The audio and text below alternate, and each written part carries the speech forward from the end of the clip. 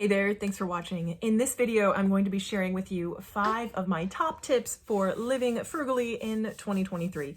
I recently completed a frugal audit of my life so far, and overall, I would give myself a grade of about a B in how frugal I am. And that video inspired me to think up some frugal tips that I use and love, but also could use a little bit more. So if you're interested in hearing my tips and hearing how I plan and currently do implement them, then just stick around.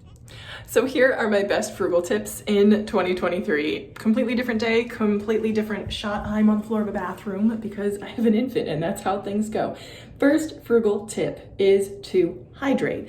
And I like to start off my frugal tip videos with a self-care reminder because the better you feel, the more likely you are to make good financial choices. That's just the way that I have found 100% is the easiest way and the best way to be frugal. Because if you're exhausted, if you're feeling crappy, the likelihood of you making bad financial decisions skyrockets. I have found that to be true in myself, and I've seen it for other people. So my number one frugal tip is to hydrate. Make sure that you are well hydrated.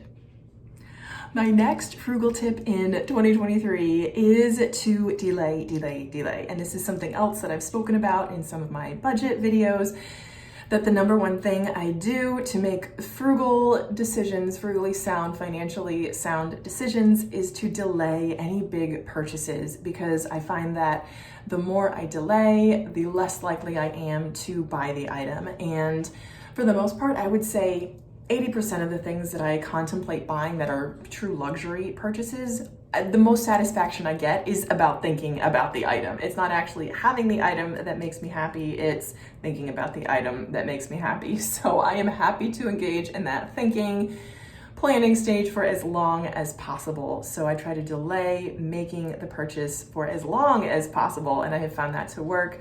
Hand in hand, I like to keep a wish list running that helps me kind of plan out what I want. And I say, okay, this is something that I would like. Let me put down the cost and the date that I'm thinking about it, and then come back to it in a week, in 30 days, in 2 weeks, and see if I still want that item. I recently had an example where I was thinking about buying a diaper bag, and I ended up doing that. I gave myself some tasks that I needed to complete. I completed those tasks. I pulled the trigger and I got the thing, and I was like, it's okay, but I don't think it's worth the price, and I don't really think it adds that much to my life. So I returned it and made the decision to start looking used for that item, because I feel like it would add something. I would be lugging around a lot fewer bags if I can consolidate into one bag, and I still do want it, but I don't think it's worth the price to buy it new. So that's where that went. My third frugal tip in 2023 is to plan. Now, this is something, again, that sounds kind of obvious, just make a plan. And it is obvious. I often need to be reminded of the most obvious tips. Here's the other thing, is that sometimes most of the time, when you plan things out, you can find ways to save by either borrowing or buying used, or really those are the two, borrowing or buying used. And sometimes it doesn't always work out. For example, I'm planning to travel later on in the month with the baby, and there's very little that we can either buy used or borrow, because the items that we're looking at, for example, we need a stroller bag, and those don't very often last more than 1 or 2 trips. So, I mean, that's $30 that we'll end up paying for a stroller bag that probably won't last more than 1 or 2 trips.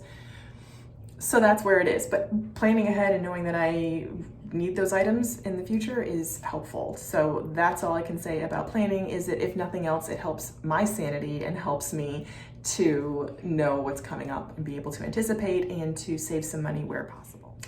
My fourth frugal tip is not to confuse value with cost.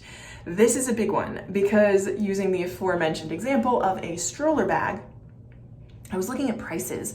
And for example, if a stroller bag costs, let me back up.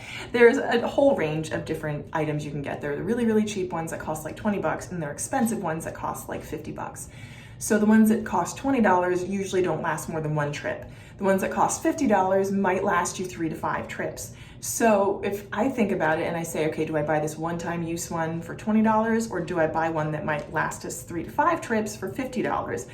That's kind of an example of, well, do I think I'll be taking more than 3 trips? again, the value, does the value exceed the cost? And if I buy one for $50 and it lasts me 3 trips, then I've saved $10, and I've also avoided having to buy multiple bags. So that's just an example of kind of working beyond the cost of the item and seeing what the true value of the item is.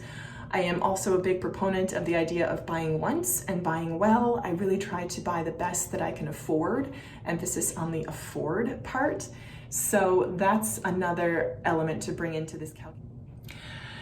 And my final tip for frugal living in 2023 is to keep my emotions under control. This is a big one because I find that so many of my impulse buys are very closely tied to my emotions, both for myself and for my child. Emotions play such a big part in spending for things other than necessity, even in necessities, as far as things like groceries go.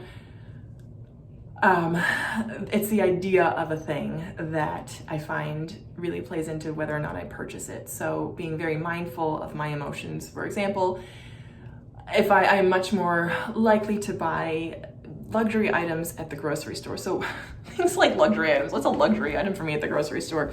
For example, almond butter. It was something that I was contemplating purchasing most recently. And then I figured, because I'm trying to eat more protein, an almond butter has about 7 grams per serving, 190 calories.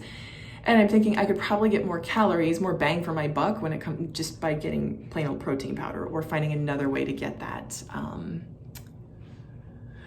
those nutrients. But the emotions tied to almond butter, it's comforting, I enjoy it, really, again, played into that decision. So thinking about that and reassessing, removing the emotions from the situation was really helpful. And that's something that I try to think about doing whenever possible, is to remove emotions from a situation, really in any aspect of life, but most particularly in frugal living. I had a friend who gave me a quote that someone else gave her, and that quote was, "You cannot afford to attach an emotion to this situation." And I think about that a lot, because there are a lot of situations that get better simply by removing emotions from them and looking at them objectively. Really, almost all situations get better that way. So that's something that I try to remind myself of often.